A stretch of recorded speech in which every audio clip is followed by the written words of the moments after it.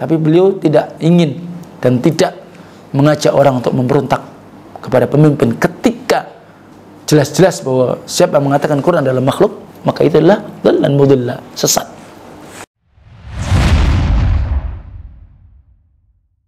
Barakallahu fiikum. Tarjamah Syekhul Islam Ibnu Taimiyah, sedikit tentang biografi beliau, ya. Laqad kana Syekhul Islam Ibnu Taimiyah min al-ulama'i alladhi ihtamma bihi al-ulama' qadiman wa hadithan alladhina atau min ba'dihi bitarjamah lahu wa lima yatamatta' bihi asy-syekh min al-makan al-ilmiyah al-'aliyah wal-ara' wal-afkar as-sa'idah وخذي بتراجم كثيرة منها ما هو من مؤلفات مستقلة ومنها ما هو في شكل مقالات يعني مطوله في كتب التراجم وسنقتصر على جوانب من حياته رحمه الله. Bahwa sungguh Syekhul Islam Ibnu Taimiyah di antara para ulama yang berhati dengannya, di antara ulama-ulama yang dahulu ataupun yang baru, di mana disebutkan orang-orang setelahnya tentang biografi beliau, ya. Kenapa? Karena begitu mulianya beliau, kedudukannya yang secara ilmu tinggi, bagaimana pandangan beliau, pikiran beliau, ya, sehingga ada sedikit di antara terjemah yang banyak, di antaranya tentunya adalah di antara karangan-karangan yang tentunya khusus, ya, dan tentunya disebutkan di sini adalah ismuhu wa mauliduh, nama dan lahir beliau. Siapa itu Syekhul Islam Ibnu Taimiyah? Ya, sedikit supaya kita kenal ulama itu, supaya kita mengambil ibrah. Maka tak kenal tak sayang. Sementara kita wajib untuk mengenali para ulama, karena jelas kita tahu bahwa al ulama warathatul anbiya. Nama beliau huwa Taqiyuddin. Namanya Taqiyuddin, Masya Allah. Abul Abbas Ahmad bin Abdul Halim ibn Abdul Salam ibnu Abdullah ibnu Abil Qasim Al-Khadar ibnu Muhammad ibnu Ali ibnu Abdullah ibnu Taimiyah Al-Harrani Nazilu Dimsyik. Jadi beliau dikenal dengan Taqiyuddin, punya kunyah namanya Abul Abbas, namanya adalah Ahmad aslinya, Ahmad bin Abdul Halim. Bapaknya adalah Abdul Halim. Abdul Halim, bapaknya adalah Abdul Salam. Kemudian berikutnya beliau sehingga dikenal dengan Ibnu Taimiyah Al-Harrani, di mana beliau tinggal waktu itu di Damaskus, di Dimsyik. Dilahirkan Ibnu Taimiyah di Haran, adalah salah satu nama daerah. Beliau lahir pada hari Senin 10 Rabiul Awal.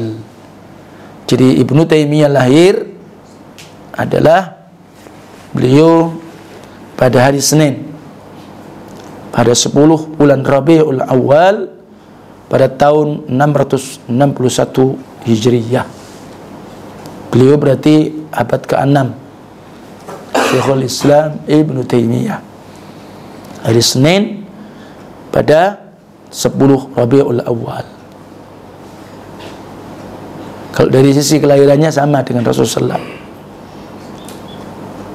Kemudian beliau tidak tinggal di kelahiran beliau di Haran itu lama.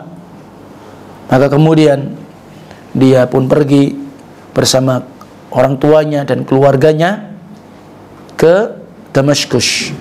Makanya beliau nazil di Dimsyik. Dan waktu itu adalah ketika beliau berumur 6 tahun. Kalau beliau lahir pada 661, maka beliau pindah ke Dimsyik, ke Damaskus itu pada tahun 667. Berarti usia beliau baru 6 tahun, insyaallah. Beliau hijrah dari Harran. Kenapa? Karena waktu itu di Harran lagi dijajah oleh tentara Tartar. kebengisan tentara Tartar, orang Mongolia ya. Tentunya kedudukan beliau secara ilmiah, maka didapatkan Syekhul Islam Ibnu Taimiyah, beliau masyhur tentang keilmiahannya dan beliau tinggi kedudukannya ya. Jadi itu beliau. Maka banyak di antara bermacam-macam ilmu dan pembahasan-pembahasan yang beliau tulis. Ya. Maka tidak ragu lagi bahwa bagaimana karangan-karangan beliau Syekhul Islam Ibnu Taimiyah tentang ilmu dan berbagai macam bab yang sampai orang-orang di masanya terkagum-kagum ya, dan bahkan keilmuannya yang luar biasa.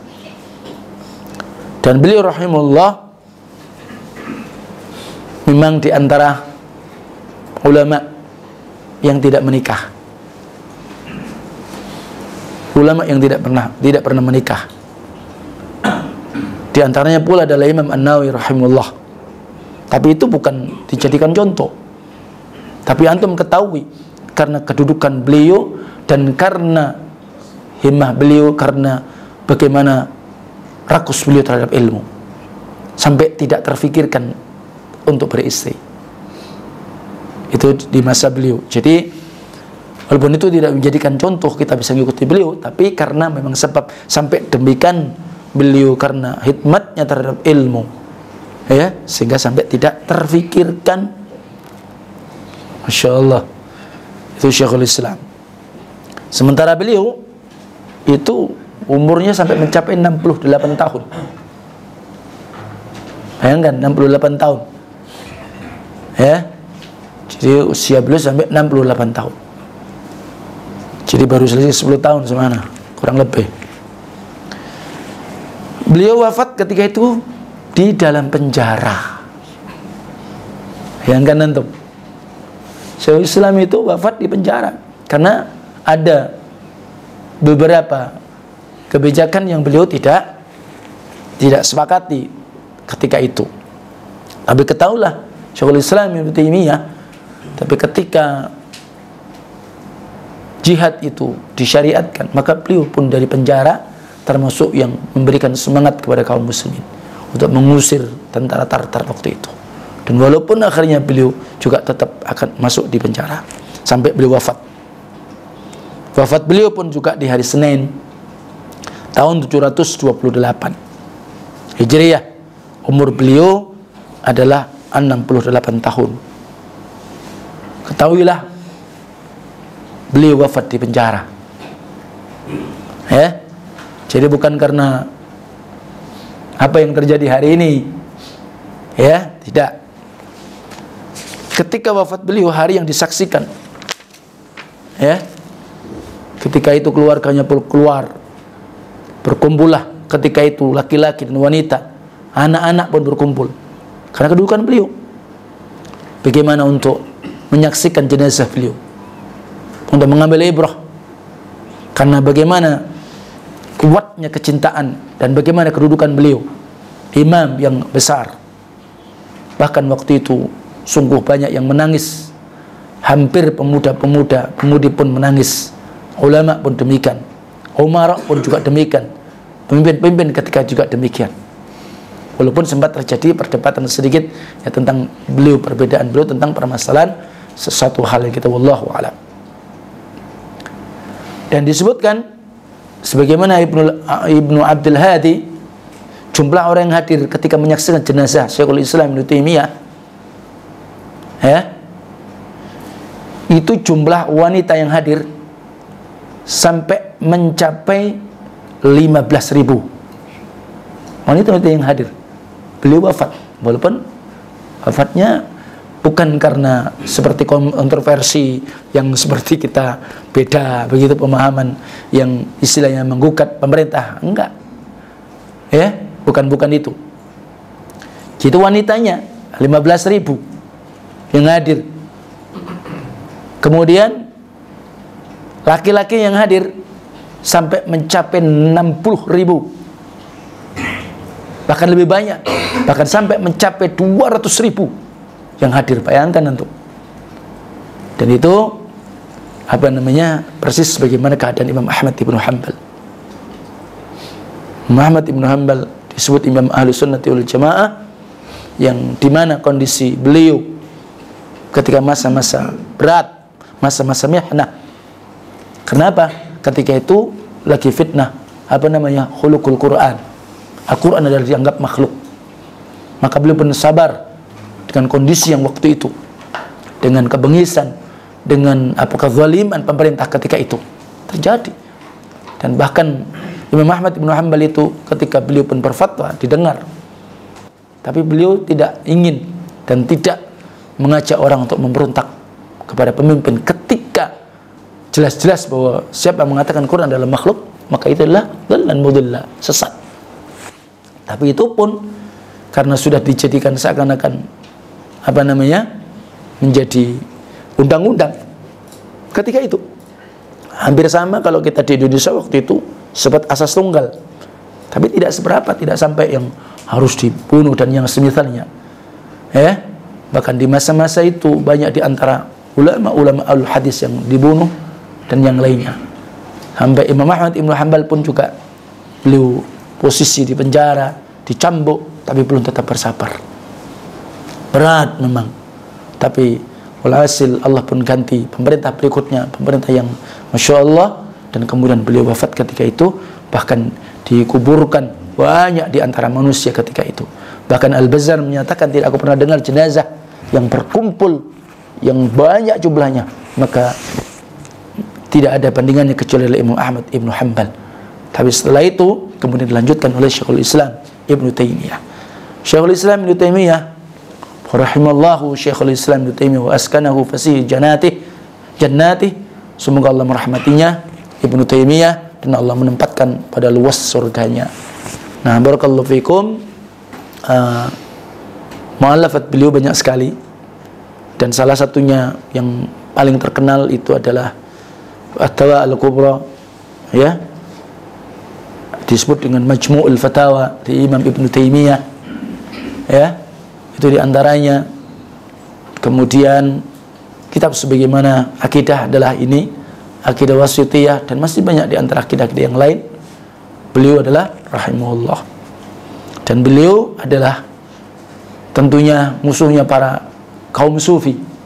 Itulah Syekhul Islam Ibnu Taimiyah. Jadi kalau antum di tengah-tengah orang sufi, jangan sebut Syekhul Islam Ibnu Taimiyah, orang yang paling dibenci. Mestinya antum sebut bagaimana Imam Syafi'i dan yang lainnya, baru mereka senang. Tapi itu adalah tentang metode dakwah. Jadi ketika kita berdakwah di suatu tempat, maka jangan sebut orang-orang menjadi musuh mereka. Dan itu terjadi, dan apa yang dilakukan oleh ayahnya Syekh Rabi' bin Hadi Al-Madkhali hafizallahu wa ra'ah.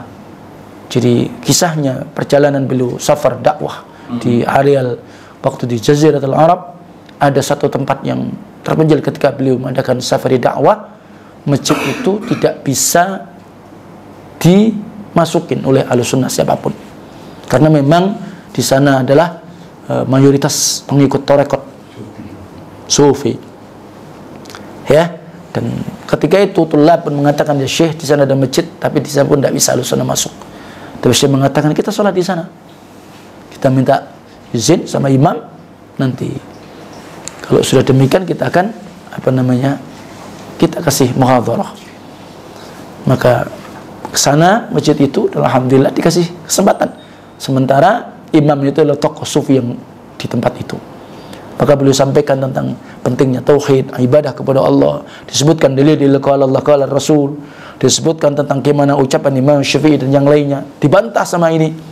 Nah, ketika dibantah, Syekh pun juga sabar. Akhirnya pengikutnya sendiri yang gemes. Ini Syekh mengatakan qala Allah qala Rasul, Imam Syafi'i kok dibantah ini? Ya, namanya murid kan, masih juga posisi ini. Nah, akhirnya imamnya sendiri yang diusir. Masya Allah, sampai demikian bagaimana bijaknya, hikmahnya seorang ulama ketika mereka berdakwah. Dan itu salah satu metode dakwah yang diajarkan dalam syariat.